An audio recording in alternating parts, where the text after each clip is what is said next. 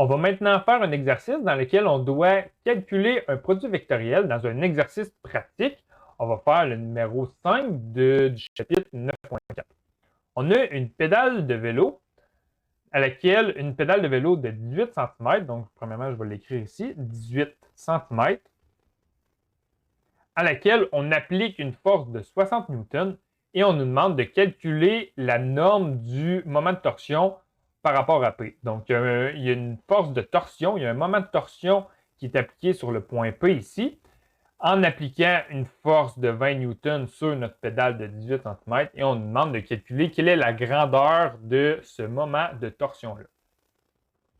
Donc, premièrement, ici, on a le vecteur de 60 Newton. Le vecteur, je vais le renommer le vecteur force, donc je vais l'appeler F. Et ici, on a sa grandeur. Donc, la grandeur du vecteur force est de 60 Newton. Donc, je vais juste les réécrire.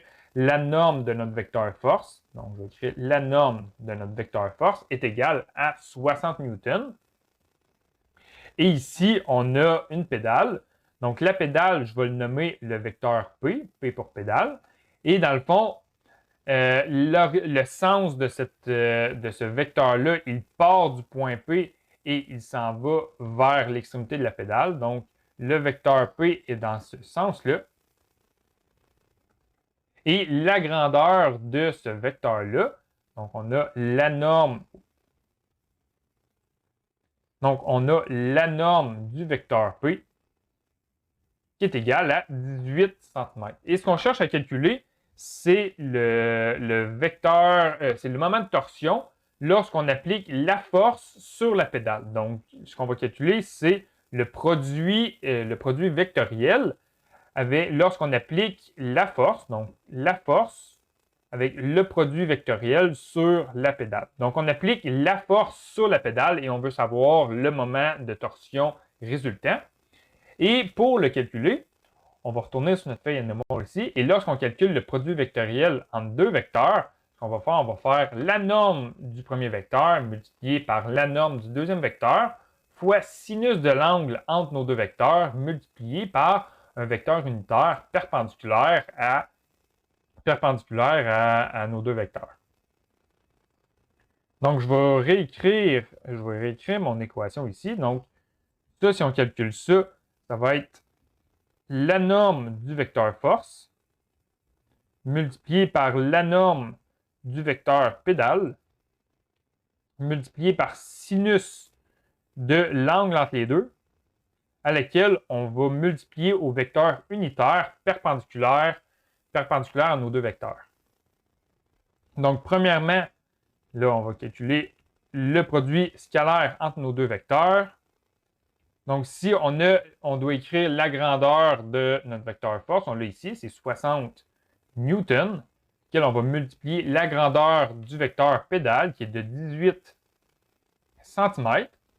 Ensuite, on doit multiplier par sinus de l'angle entre les deux. Pour savoir l'angle entre les deux, on va les mettre bout à bout pour qu'ils aient le même origine. Donc, on va avoir le vecteur force. Je vais tracer ici le vecteur force, comme ça ici. Donc, le vecteur force par rapport à l'horizontale, il a un angle de 70 degrés. Et on a le vecteur pédale qui est dans cette direction-là ici.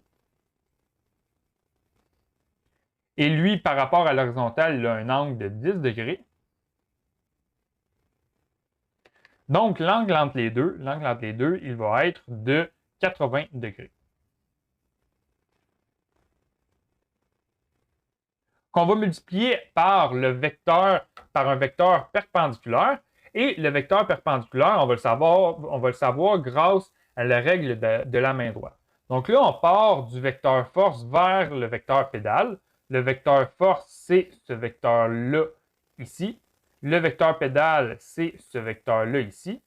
Donc, on part du vecteur force vers le vecteur pédale. Donc, en utilisant la règle de la main droite, avec les doigts, on part de la force et on se rend vers la pédale. Donc, le vecteur résultant, il va être vers le bas. Donc, il va être perpendiculaire. Il va être dans l'axe des Z, vers le bas.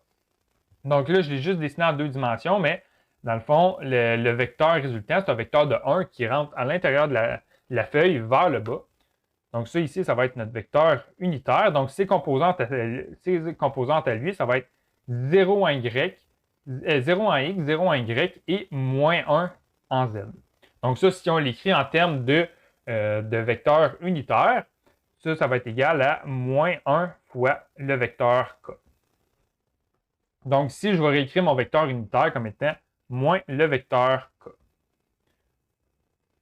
Donc là, ici, si je fais ce calcul-là, si je fais 60 newtons multiplié par 18 cm multiplié par sinus de 80 degrés fois moins K, ce qu'on va obtenir, c'est moins 1063,59 fois le vecteur K. Ça, les unités, ça va être des newtons par centimètre. Donc, la grandeur du moment de torsion, ça va être égal à moins 1063,59 newtons par centimètre.